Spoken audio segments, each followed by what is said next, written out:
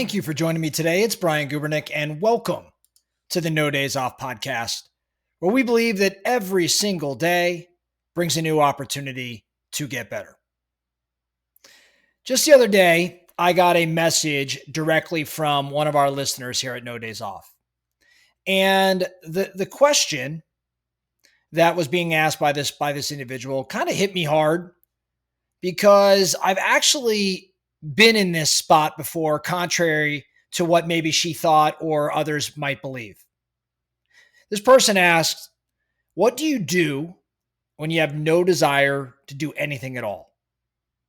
When everything feels horrible and you know you should keep pushing through, but it's been going on for a long time and you don't know how to get out of it?" I want to talk about my response to this question or this series of questions in today's episode, because I think there's probably a lot of people there, in the same position right now.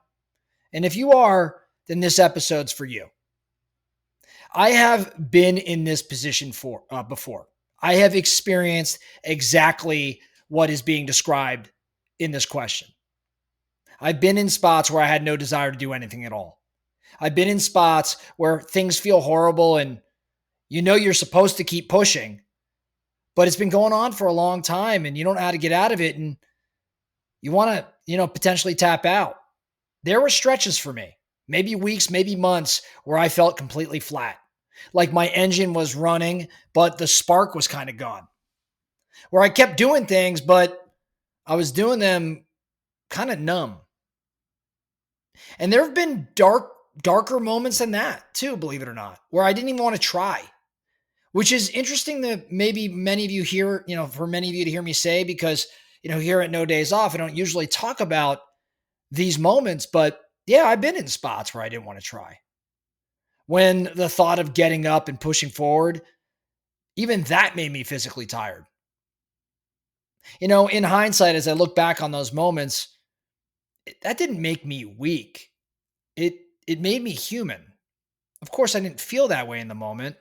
But as I reflect, it was like, no, I'm a human being and I was having an experience, and you very well may be too. Here's what I've figured is the truth. It's not so much that moment that matters. It's how you respond in those moments. It's how you respond in those moments that will actually define everything. Brene Brown, kind of known as the queen of vulnerability, she talks about the power of vulnerability quite a bit. And in times like this, the first brave thing you can do is name it. Don't mask it with, "Hey, I'm just tired," or "Hey, I'm busy." Say it to someone. Say it to yourself. I'm in a dark place right now. I don't want to do anything right now. I think that's step one, believe it or not. That honesty is step one. That awareness is step one. And then from there, we can resist the shame spiral. Because when we don't want to do anything, we often start labeling ourselves. I'm lazy. I'm broken. I'm failing. I don't think you're any of those things. I think you're just probably hurting. You're probably burned out. You may be a little empty, running on E. You might even be grieving a version of yourself you thought you were supposed to be.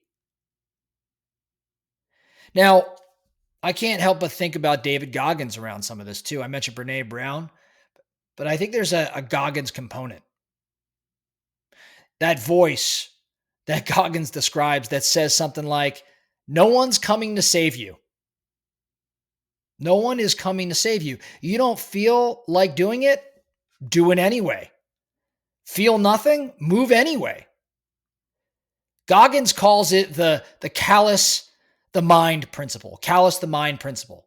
When everything sucks and you still go for that run, you still make that call, you still show up for that one thing because you're building scar tissue over your excuses.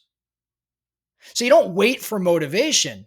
You train your mind and your body to act without it. That's how you start to regain control. But I want you to listen closely to this. This isn't about going into, what Goggins might describe as beast mode. I don't need you to go into beast mode every day. I think it's just about doing the next thing. Just one, just the one next thing. Because the idea here is to create some small wins and to create some self-trust. When you feel lost, you can't go after the big win, but you got to chase a tiny win. Maybe that's making your bed. Maybe it's taking a shower, drinking water, moving your body for 5 to 10 minutes. You're not doing those things because they'll fix everything. You're doing them to remind yourself that I still keep promises to me. That starts to rebuild that trust, that self-trust. And when self-trust comes back, so does momentum. So to restate this, I don't need big wins. I need tiny wins. Just the next one thing in front of you. Just go win that. Keep promises to yourself. That rebuilds this trust and it builds momentum. You don't need clarity right now, in my opinion. You just need some consistency. You don't need a 5-year plan right now. You need a win before noon today. And then just start, just go. I think it's important to remember, if you are in fact going through this, you're not the only one who's ever felt this way. I mean, I already explained I've been here, and I know there's plenty here at the No Days Off Nation that are members of the No Days Off Nation that have been there before. Some of the strongest people I know, people that I admire, you admire, they've been exactly where this person happens to be that asked me the question. They didn't wait, though, to feel better. They worked their way back to the light. I think one more thing, if this feeling has lasted too long, if it's not just apathy, but maybe something deeper, like depression, I think you got to talk to someone. I am certainly not the expert here, but a therapist or a friend that knows what they're talking about. Don't be the hero who's dying on the hill alone. I think courage is asking for help. So just know you are not alone if you're in this position. So when you have no desire to do anything, I think you do one thing anyway.